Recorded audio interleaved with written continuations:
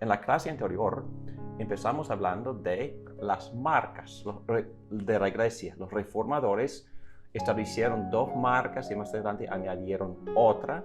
La primera marca de la iglesia fiel es la fiel predicación del evangelio, es decir, la palabra de Dios. Y cualquiera que confiese sus pecados confiando en Cristo puede recibir el don del perdón. Y la iglesia tiene toda la autoridad basado en la palabra de Dios de declarar a esa persona perdonada. Y es una belleza. Cuando se predica, dice aquí, el poder de las llaves es un poder gozoso, es un poder liberador. Cuando se predica el evangelio y hay una respuesta de arrepentimiento y fe, la iglesia puede decir con autoridad, está liberado, puesto en libertad, sus pecados son perdonados. Y eso es importantísimo porque como pastor, en el contexto de la obra pastoral, es que es necesario practicar este poder constantemente. ¿Por qué? Porque las personas tienen mucha dificultad en creer que en verdad sus pecados quedan perdonados.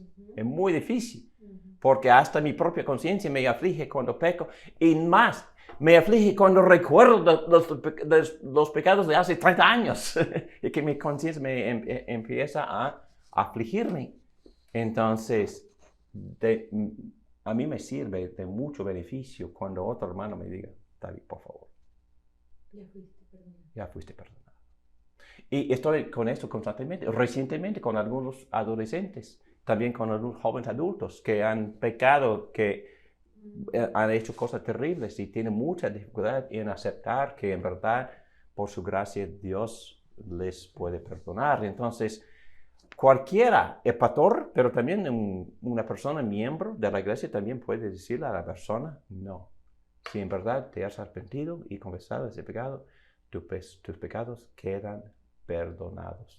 Y frecuentemente leo con mí mismo y con esas personas Salmo 51, que habla de forma muy bella de perdón, de Salmo 103, y de Salmo 32. Esos salmos son bellos, hablando de esta gracia, la gracia que es el perdón.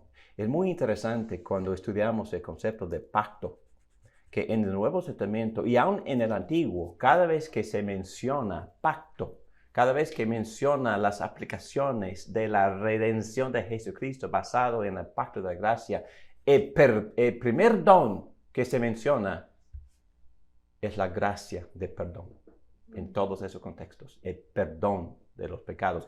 Y aun cuando Jesús da la gran comisión al final del Evangelio de Lucas, habla del arrepentimiento y del perdón. Dice que hay que predicar arrepentimiento y perdón. Entonces la iglesia tiene la autoridad, gracias a Dios, que Dios le ha dado a la iglesia, esta autoridad de declarar a la persona arrepentida perdonada. Es una belleza, es un gozo y es algo que puede servir para poner en libertad a la persona cuya conciencia le aflija.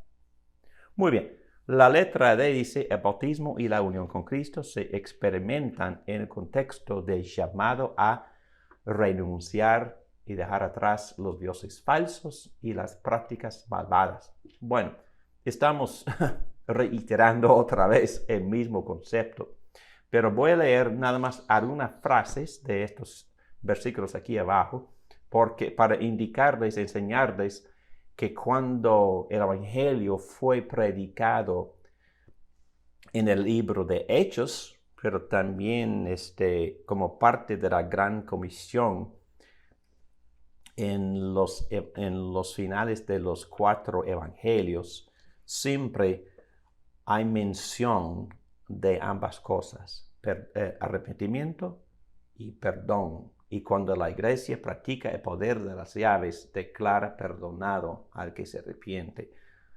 Lucas 24. Así como Jesús mismo dice, cuando él da, según la versión del apóstol Lucas, en capítulo 24 de Lucas, empezando con el versículo 45, dice así: entonces les abrió el entendimiento para que comprendieran las escrituras. Esto es lo que está escrito, les explicó, que el Cristo padecerá y resucitará al tercer día. Y en su nombre se predicarán el arrepentimiento y el perdón de los pecados a todas las naciones, comenzando por Jerusalén. Y ustedes son testigos de estas cosas. Hechos 3:19. Por tanto, Pedro, predicando después de sanar a un mendigo lisiado, dijo: por tanto, para que sean borrados sus pecados, arrepiéntanse y vuélvanse a Dios, a fin de que vengan tiempos de descanso de parte del Señor. Un comentario acá. ¿Ustedes saben lo que significa la palabra arrepentirse? Dejar atrás. Dejar atrás. Es volver atrás, volver a Dios. Volver a Dios, exactamente. La palabra arrepentirse tiene dos sentidos. En griego, simplemente quiere decir cambiar de pensar o tener otro pensar. Y es parte del arrepentimiento, porque el arrepentimiento toca la mente, toca la forma de pensar, toca la cosmovisión. Hay que cambiar muchos de nuestros conceptos. Nuestro concepto acerca de quién es Jesucristo, el concepto acerca de mi naturaleza, soy pecador, mi concepto acerca del universo, de las cosas finales, entonces, de lo que significa la cruz de Cristo. Significa muchas cosas que tienen que cambiar mentalmente, conceptualmente, pero también, como ustedes ya han dicho, en hebreo quiere decir dar la vuelta. Pero dar la vuelta, no hay arrepentimiento sin que la persona se vuelva a Dios. Porque siempre, y yo puse otro texto aquí en la margen, dice: ellos reportan de cómo se convirtieron a Dios, dejando a los ídolos para servir al Dios vivo y verdadero. Entonces, el arrepentimiento verdadero consiste en cambiar la mente, cambiar algunos conceptos, pero también dar la vuelta, porque en su esencia lo que estamos haciendo es que estamos cambiando dioses. ¿Cuál es la cosa más importante de mi vida? ¿A quién sirvo? ¿En qué baso mi identidad? ¿Cuáles son mis prioridades? ¿Qué amo más? ¿Qué anhelo más en esta vida, en este mundo? Entonces, para poder convertirse a Cristo, ese amor tiene que cambiar. Entonces, dejar atrás estos ídolos, estas prioridades, estos amores, cambiar de pensar y dar la vuelta, dejando atrás esos ídolos, esas prioridades, y voy a Dios. Si no llego al Dios verdadero, al Dios vivo y verdadero, no me he arrepentido. Entonces, hay un gran peligro aquí con los psicólogos que enseñan solo cambio de comportamiento. Una persona puede dejar un vicio, puede dejar de ser adicto, pero tarde o temprano va a ser adicta de otra cosa. Si no se vuelve a la prioridad número uno, al Creador, a Dios del universo, y reemplazar su vacío con el verdadero. Muy bien. Dice aquí, también en Hechos 17, Pablo en su sermón al final con los de Atenas, dice en versículo 30, en la segunda parte: pero ahora manda a todos, Dios manda a todos, en todas partes, que se arrepientan. Él ha fijado un día en que juzgará al mundo con justicia. Hechos 20, versículo 21, lo hace bien claro con ambos aspectos. diciendo, testificando solemnemente tanto a judíos como a griegos del arrepentimiento para con Dios y de la fe en nuestro Señor Jesucristo. Qué bueno, me gusta esa fórmula, esa frase. Cuando una persona está considerando quién es Cristo, la redención de Cristo, su respuesta a Cristo tiene estos dos aspectos. En verdad, como han dicho algunos autores, es una moneda de dos lados. En un lado, está cambiando la prioridad o está cambiando a dioses. Está cambiando quién es mi Dios. Eso se llama arrepentirme. Pero hay que dar la vuelta y ahora confío en quién, en Jesucristo. Entonces, en otras palabras, es un solo concepto. Dejando de confiar en este Dios para confiar en este Dios. Dejar de entregarme a este Dios, a estos dioses, y entregarme a Jesucristo Dios para recibir todos los beneficios de la redención de Jesucristo. El único. Entonces, la persona que dice que no, es que el arrepentimiento no tiene que, no, sí tiene que ver. Y no es por obra tampoco. Porque la respuesta de fe es solo un instrumento para poder recibir la gracia de la redención de Jesucristo. Pero también es instrumento que también es parte de la gracia. ¿De dónde viene este don de fe y arrepentimiento? De Dios. De Dios. Dice en muchos textos en el libro de Hechos que Dios conceda a los gentiles este don de arrepentimiento también. Entonces, para poder responder a Cristo, el Espíritu Santo tiene que tocarnos y por eso podemos decir, así como Pedro afirmó, yo creo que Jesús es el Mesías, el ungido Rey de Dios, vino a establecer su reino, el Hijo de Dios viviente y verdadero. Muy bien, Hechos 26:20. Al contrario, comenzando con los que estaban en Damasco, siguiendo con los que estaban en Jerusalén y en toda Judea, y luego con los gentiles, a todos les prediqué que se arrepintieran y se convirtieran a Dios y que demostraran su arrepentimiento con sus buenas obras. Otra vez, no estamos enseñando una salvación por buenas obras, estamos enseñando un arrepentimiento verdadero en el cual la persona se entrega a Dios viviente para ser cambiado, transformado por Él. Otra vez, volviendo al capítulo 28 de la Confesión de Fe Westminster, dice así, en párrafo número 1, el bautismo es un sacramento del Nuevo Testamento instituido por Jesucristo, no solo para admitir solemnemente en la iglesia visible a la persona bautizada, sino también para que sea para ella una señal y sello de pacto de gracia, de su injerto en Cristo, de su regeneración, de la remisión de sus pecados y de su redención a Dios por Jesucristo para andar en novedad de vida.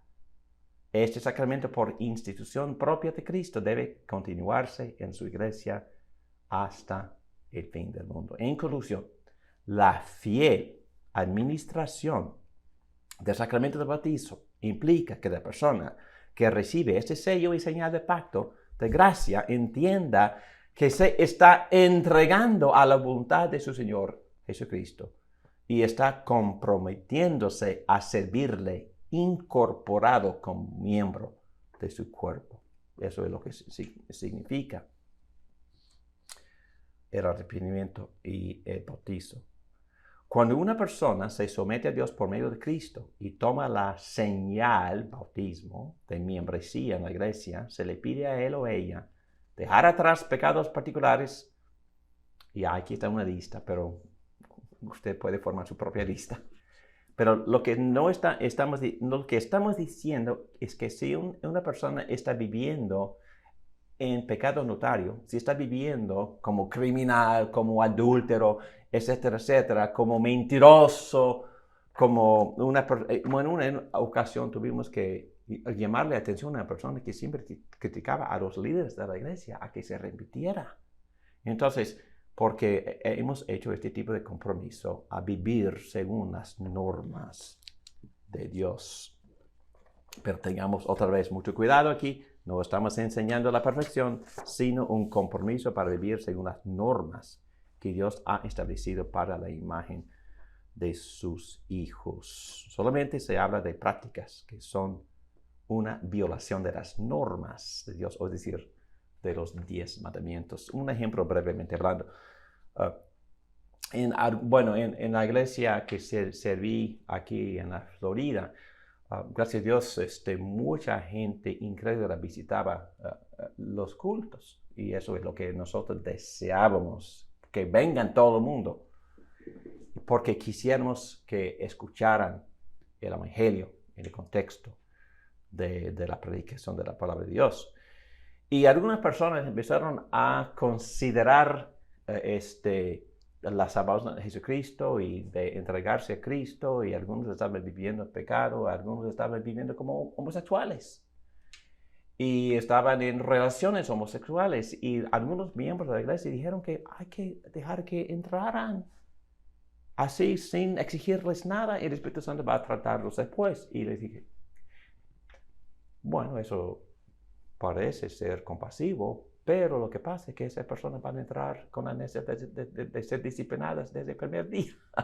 Entonces, eso no funciona. Es que, según Juan Calvino, el poder de las llaves y también la fiel administración del sacramento del bautismo implica que nosotros tratamos ese tipo de asunto al inicio, al momento en que esa persona se aplica como miembro de la iglesia. Entonces, voy a dar ejemplos más adelante de situaciones bastante delicadas, pero quisiera enfatizar que hay dos extremos aquí. Un extremo de mucha crítica y condenación y otro extremo de promiscuidad y tolerancia no bíblica. ¿Pregunta? Sí, o sea, para aclararme, cuando dice no permitir a los homosexuales, no es que no vengan a la iglesia, sino a que se hagan miembros, ¿verdad? Porque a la iglesia están invitados todos, ¿verdad? O sea, es para aclarar, porque quería preguntar. Deseamos que todo el mundo venga. Deseamos que todo el mundo venga. Que vengan las prostitutas. Que vengan los que venden drogas. Que vengan los criminales. Que vengan los que están viviendo en unión libre. Que vengan los homosexuales. Que vengan los mentirosos. Que vengan los borrachos. Que vengan los glotones, porque todos somos pecadores. La única diferencia es que nosotros reconocemos que somos pecadores y nos hemos entregado a Cristo para que Cristo siga transformándonos, cambiándonos. Y lo que estamos pidiéndoles a los que se aplican a ser miembros es que reconozcan el tipo de entrega y el tipo de compromiso que están haciendo. Desde el primer día, no un día, un mes o año, 5 años después. No, al primer día, y voy a dar ejemplos más adelante de esto. Hay que tocar estos asuntos con muchísimo tacto, con muchísima delicadeza, porque el mensaje que no queremos transmitir es que esta iglesia no acepte a ese tipo de personas. Sí, aceptamos a todo el mundo. A cualquiera puede venir a estar en el culto con nosotros para escuchar la palabra de Dios. Pero al momento de aplicarse como miembro, de pedirle el sacramento del bautizo, en ese momento les pedimos ciertos compromisos. ¿Ok? En ese momento. Similarmente, la fiel administración de la Santa Cena, eso la cosa llega a ser un poco más complicada, porque después de hacerse miembros, los cristianos también pecan. Algunos se desvían por completo y viven en pecado. Eso sí pasa. ¿Y qué se hace en la iglesia en esos casos? Yo creo que exactamente por eso existen los sacramentos y el poder de las llaves. Y hay que ejercer el poder de las llaves y también proteger la cena del Señor, pero no de forma exagerada, no condenando a todo el mundo, ni creando un medio ambiente, una atmósfera de condenación y crítica, no. Hay que practicar la misericordia porque todos somos pecadores, pero al mismo tiempo, si hay una persona rebelde que insiste en su estilo pecaminoso, hay que reclamarle a esa persona y pedir que se arrepienta y quizá no admitirle a la Santa Cena. Pero eso sería una decisión de los ancianos gobernantes. Y les confieso que durante todo mi pastorado, nosotros practicamos eso no más de 4 veces. Un creyente desobediente, rebelde, que ha pecado severamente, ha hecho muchísima destrucción en la iglesia y está con mucha dificultad de arrepentirse por una temporada. Le hemos dicho a esa persona, mejor que no participes en la Santa Cena. Pero voy a dar ejemplos más adelante que, aun en esos casos, si uno leería de segunda carta de los Corintios capítulo 2, Pablo también insiste que la iglesia practique la gracia y misericordia aun en esos casos. Voy a dar brevemente un ejemplo general. Vamos a suponer que un hombre, un miembro de la iglesia, un miembro bautizado, miembro que todo el mundo reconoce como miembro de la iglesia. Ese hombre que ha cometido adulterio como 2 o 3 veces, quizás con diferentes mujeres. Y se da cuenta de la iglesia de los antigobernantes y él tiene que presentarse para dar cuentas. Y está medio arrepentido o tiene dificultad en arrepentirse. Y el consistorio le dice, mejor que no participe ahora en Santa Cena. Okay. Lo practicamos eso con 2 hombres. Por un tiempo. Y después de algunos meses, esos mismos hombres nos pidieron, por favor, que me readmitan. Necesito la gracia de la Santa Cena. Y en esos casos, la iglesia practicó, el grupo de ancianos gobernantes practicaba, en ambos casos, practicó misericordia y admitieron de nuevo a esos 2 hombres a la Santa Cena, así como el apóstol Pablo enseña en 2 Corintios, ya es suficiente el castigo al que había pecado. Y en ese caso no sabemos cuál era el pecado. Quizás fue el incesto en 1 Corintios capítulo 5, o puede ser una persona que siempre rebelaba contra la autoridad del apóstol. No sabemos quién era la persona, pero en esos casos el apóstol Pablo insistió en que la iglesia admitiera de nuevo a esa persona que habían sido disciplinada por el liderazgo de la iglesia cuando la iglesia había practicado el poder de las llaves de atar a esa persona en su pecado. Y así como se dice bajo letra E, similarmente, la fiel administración de la Santa Cena sirve para preservar e incentivar la pureza de vida y doctrina hacia la madurez en Cristo. Entonces, de igual manera, este sacramento sirve como el otro sacramento, el bautismo, sirve para admitir a la persona arrepentida a la iglesia como miembro, y así practica la iglesia el poder de las llaves por desatar y por declarar perdonada la persona que cree en Cristo y admite a esa persona como miembro. Pero aquí la fiel administración de la Santa Cena sirve de manera muy parecida. En este caso, sirve para preservar e incentivar la pureza de vida y doctrina hacia la madurez en Cristo. Bueno, en general, el apóstol Pablo dice que cada creyente debe de examinarse antes de tomar la Santa Cena. Y en ese sentido, la Santa Cena como medio de la gracia sirve prácticamente como un avivamiento personal. Entonces, antes de llegar a la mesa, no quiero abusar de la Santa Cena, no quiero llevar pecados a los cuales no me he arrepentido. Entonces, yo sé que no soy nadie perfecto y ni tampoco digo que estoy consciente de todos mis pecados, pero estoy diciendo que conscientemente hablando, no abuso de la cena por llevar pecados no arrepentidos. Y como Jesús enseñó en el Sermón del Monte, en Mateo 5, si estoy aquí para ofrecer ofrenda y recuerdo que mi hermano tenga algo en contra mía, ¿qué hago? Voy a él y pido perdón. Yo voy a él primero y luego vuelvo a ofrecer mi ofrenda. Y es un ejemplo, o quizás se le aplica también al momento de la Santa Cena, es que así como sea posible, como enseñó el apóstol Pablo, viva bien con todos. ¿Pregunta? Sí, cuando dice la palabra ir al hermano, si tu hermano tiene algo, ve y habla con él. Cuando dice hermanos, ¿se está refiriendo a los hermanos en Cristo o se está refiriendo a la gente del mundo?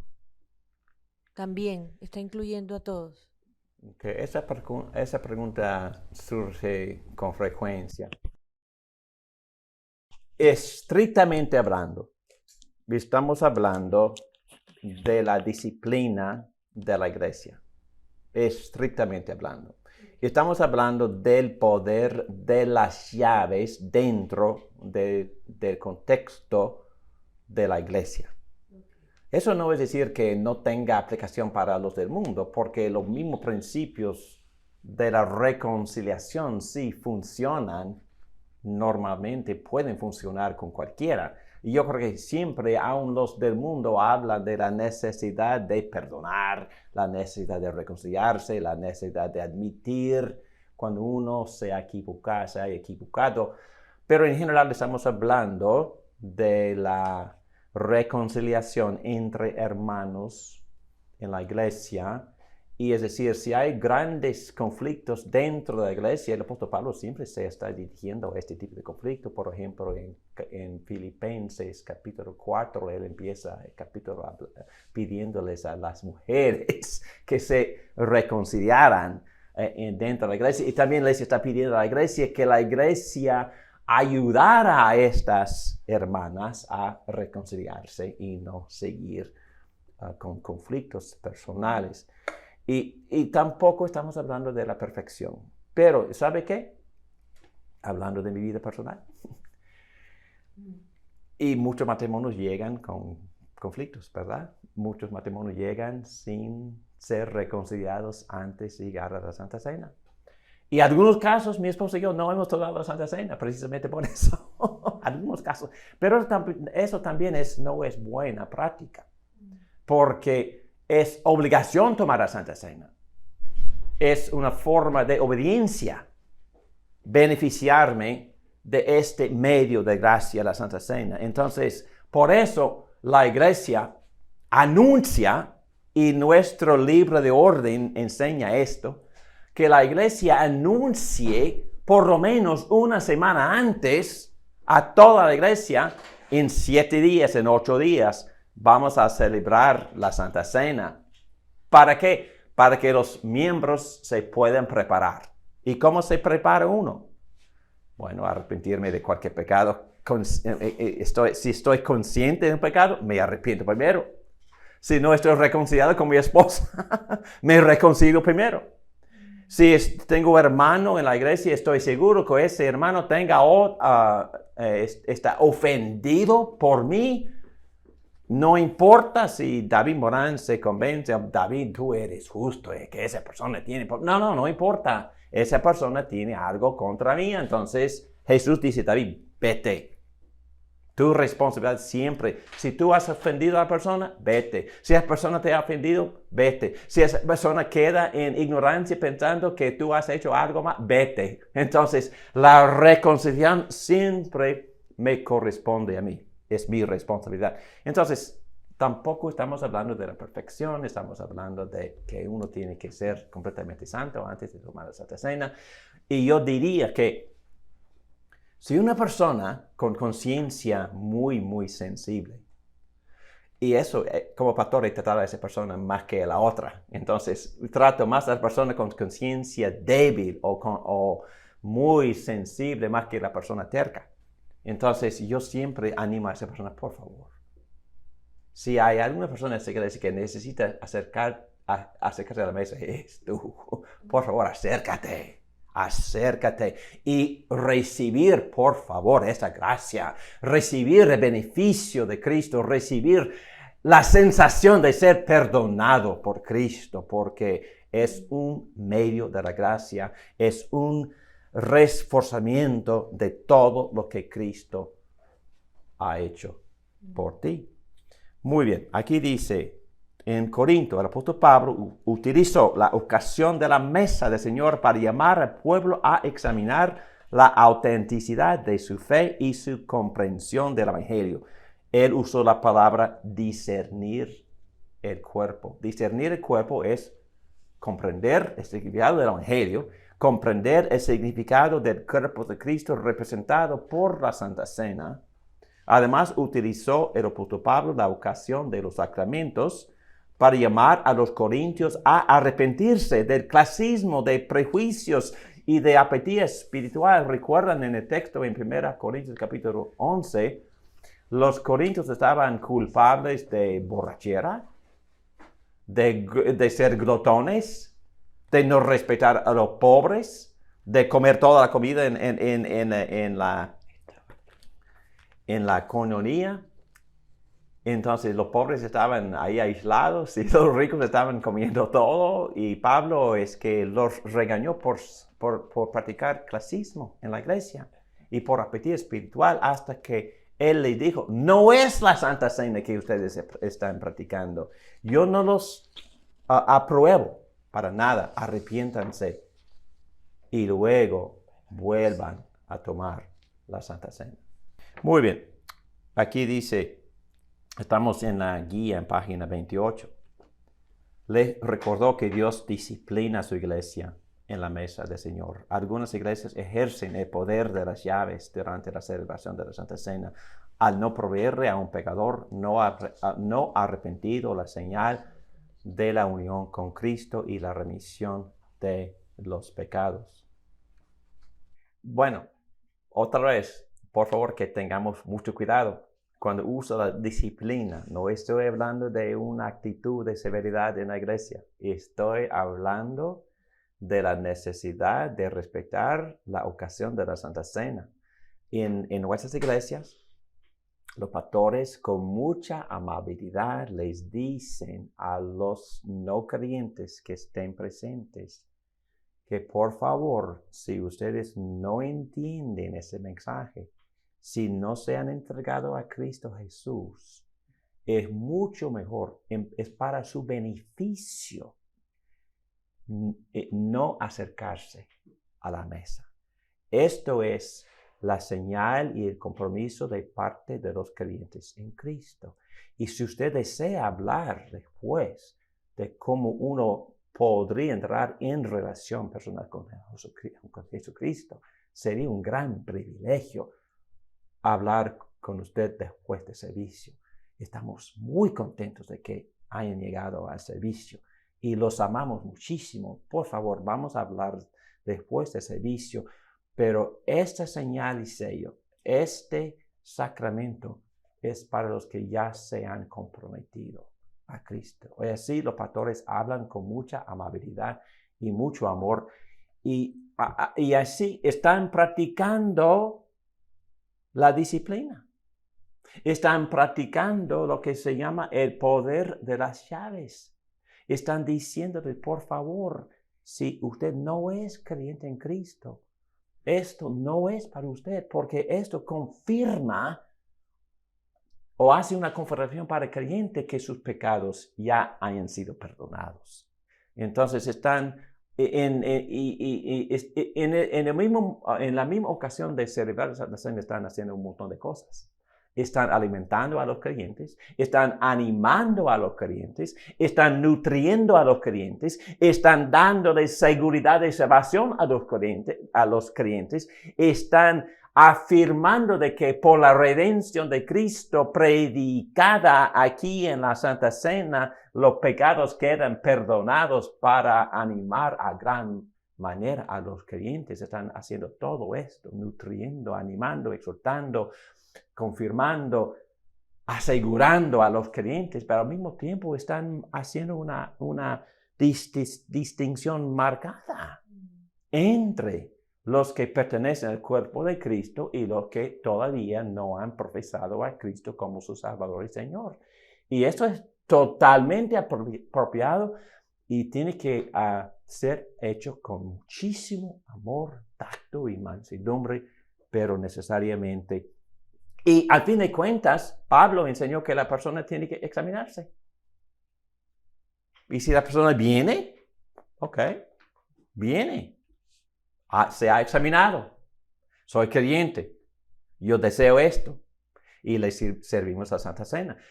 Pero en algunos casos muy limitados, como en mi experiencia como pastor, hasta 4 veces en 40 años, le hemos dicho como grupo de ancianos gobernantes a ciertas personas, mejor que no participen ahora, porque están viviendo en pecados graves.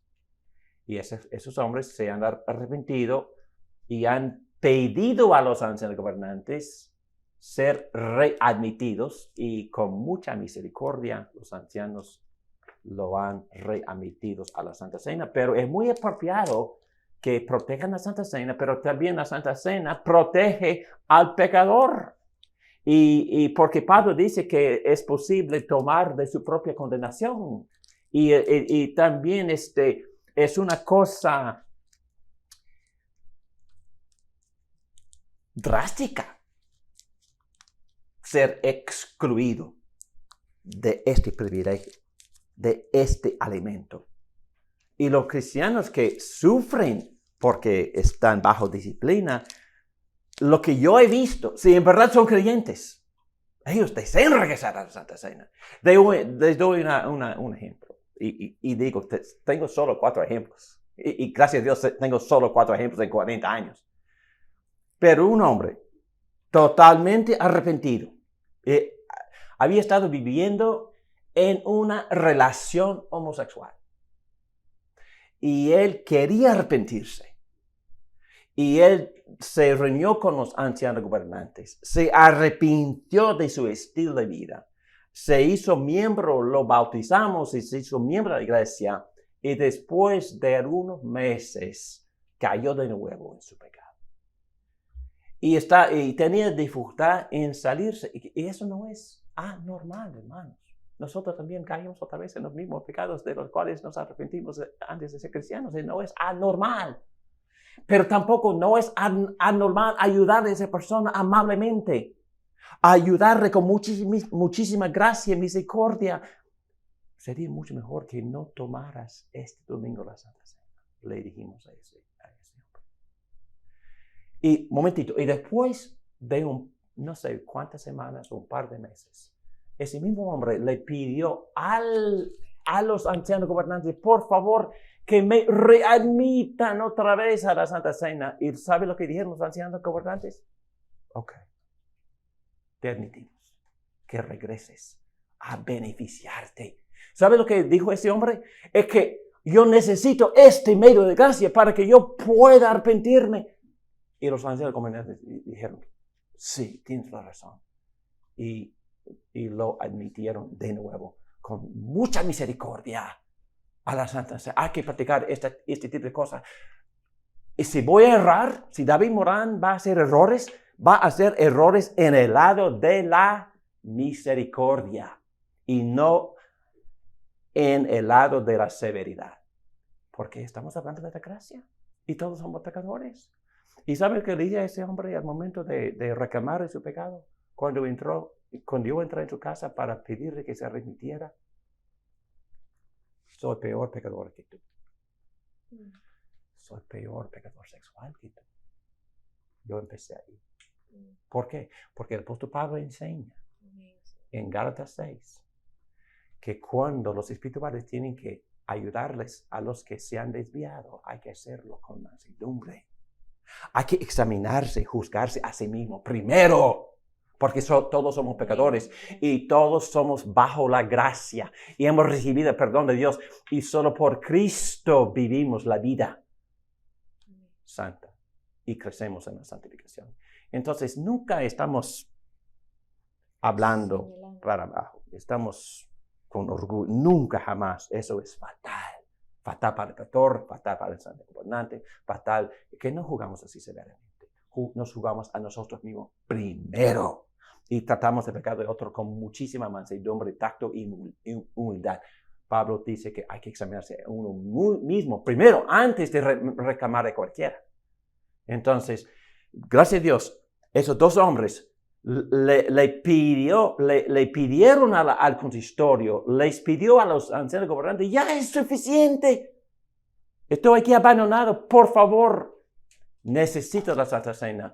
Y en un caso tuvimos que prácticamente excomulgar una persona, un hombre que había pecado varias veces y 30 personas por ser ofendidas habían salido de la iglesia.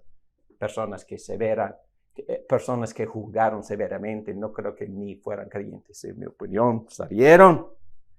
Y después de 9 meses nos pidió, por favor, que me acepten de nuevo. Y lo aceptamos y ¿sabe qué? Tuvimos fiesta, claro. Celebrando, así como Jesucristo enseñó en varias parábolas. Cuando un solo pecador se arrepiente, están cantando. ¿Quiénes?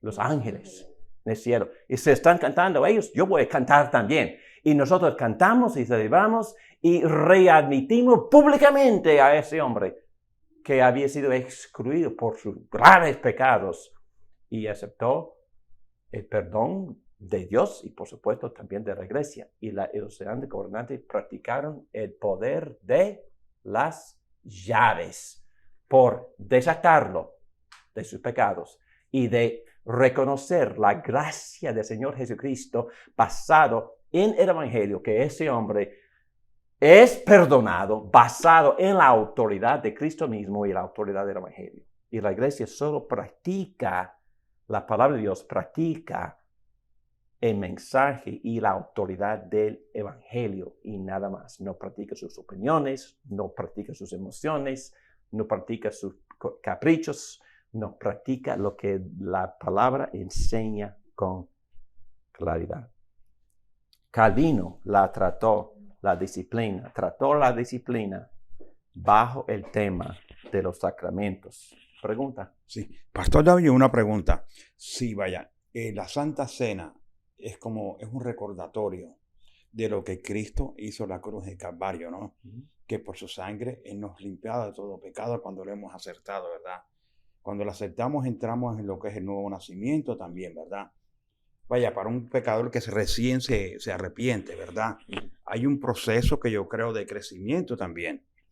¿Ok? Ahora, esa persona que recién se convierta a Cristo, ¿entiende? ¿No es bueno que tome la Santa Cena?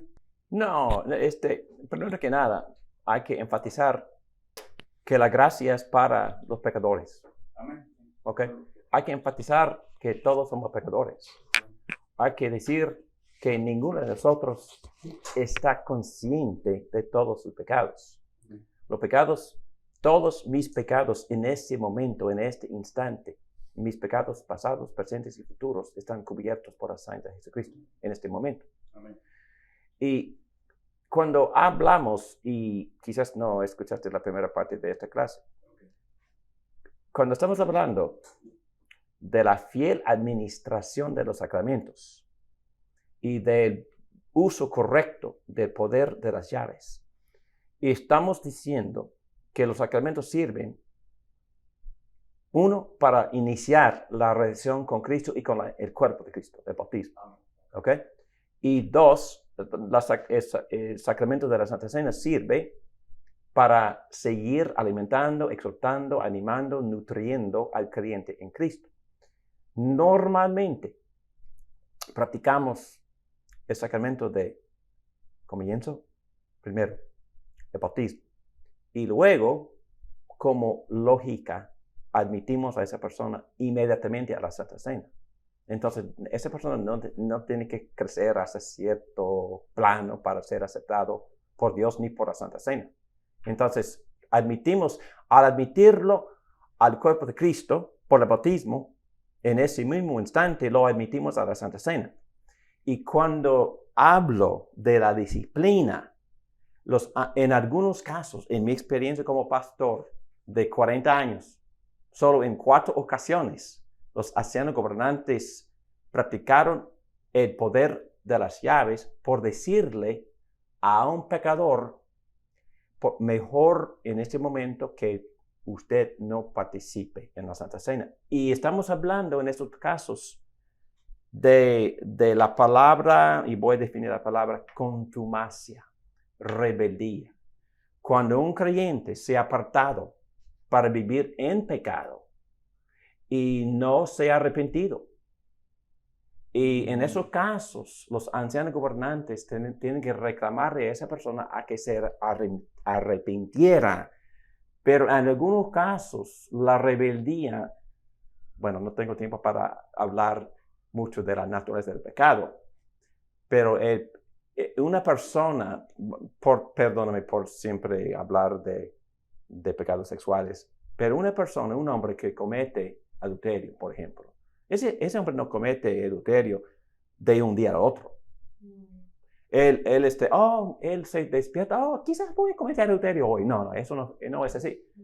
Lo que ha estado pasando en su corazón por meses, por años, es codicia, planificación, codicias exageradas, eventos en sus imaginaciones, ¿verdad? Entonces, él ha estado cultivando esa tendencia, esa propensidad en su corazón. Y en mi experiencia como pastor, y creo que cualquiera puede observar eso, los pecados creen creen mucha adicción. Jesucristo mismo enseñó que el que peca es esclavo al pecado. Entonces, si yo he salido a vivir en un vicio, como ladrón, como adúltero, como calumniador, entonces si mi práctica es siempre hablar mal de los demás pastores, es un grave pecado. Estoy ofendiendo a lo que Cristo ha establecido. Estoy ofendiendo mucho a Cristo mismo. Entonces, cuando una persona, miembro, bautizado, miembro de esta iglesia, miembro del cuerpo de Cristo, ha caído en pecado y él no está arrepentido y otros tienen que venir para reprenderlo. En mi experiencia, con mucha dificultad ese hombre deja su pecado. Y por eso, para ayudarle como buen padre, como la Biblia enseña en Hebreos 12, como padre a veces, la iglesia tiene que disciplinar para el bien de la persona que ha caído. ¿Para qué? Hebreos 12:10, para que compartiera la santidad de Dios. Entonces, por alguna temporada le decimos, esto es muy grave y no vemos arrepentimiento en ti. Por favor, por una temporada definida o indefinida, como sea, mejor que no participes en la Santa Cena. Pero David Morán ha añadido rápidamente, basado en 2 Corintios capítulo 2, ya es suficiente el castigo para esa persona. Ya es suficiente la disciplina. Mejor que restauren a esa persona inmediatamente. Y en ambos casos que yo describí, es lo que hizo el consistorio o lo que hicieron los ancianos gobernantes es que restauraron. Y estoy hablando de casos muy específicos. Juan Calvino enseñó la disciplina de la iglesia pegada a la fiel administración de la Santa Cena. ¿Me entienden? ¿Ok? ¿Entienden? ¿Por qué? Porque, ¿qué estaba pasando en aquel entonces en la Iglesia Católica? Todos. Un desorden total. Todos estaban... Un desorden completo. Entonces todo el mundo no arrepentido de nada.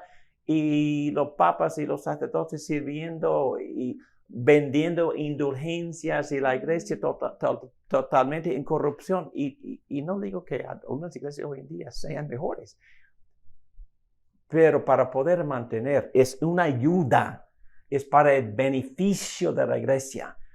Practicar la disciplina pegada a la fiel administración de la Santa Cena. Por eso, en el mejor de los casos, cuando la iglesia sirve la Santa Cena, está en este momento reclamándole a la iglesia entera que todos los creyentes se examinaran, así como las enseñanzas de 1 Corintios capítulo 11, y que lleguen entregados a Cristo para beneficiarse a lo máximo de la gracia ofrecida en este sacramento de la Santa Cena. Y creo que es todo lo que yo puedo decir en este momento. Aquí terminando esta parte, tengamos cuidado, y voy a decir eso constantemente, porque no estoy enseñando una severidad. No estamos proveyendo un espíritu crítico o censorio de condenación en la iglesia. Solo estamos diciendo que tratemos de vivir conformes a las enseñanzas del apóstol Pablo, que dijo, así que cada uno debe examinarse antes de comer el pan y beber de la copa. 1 Corintios capítulo 11, versículo 28. En algunos casos, la disciplina eclesiástica. Los ancianos gobernantes no sirven la Santa Cena por una temporada a los miembros que se han apartado para vivir en pecado. Con el propósito, siempre el propósito es la restauración. El propósito de urgirles a que se arrepientan para ser restaurados. Siempre la disciplina se hace con amor, humildad, mansedumbre, con el objetivo de restaurar al desviado. En el contexto histórico se llama la reforma. Fue la intención de los reformadores llamar a la iglesia a que se vuelva a la administración fiel de los sacramentos. Muy bien.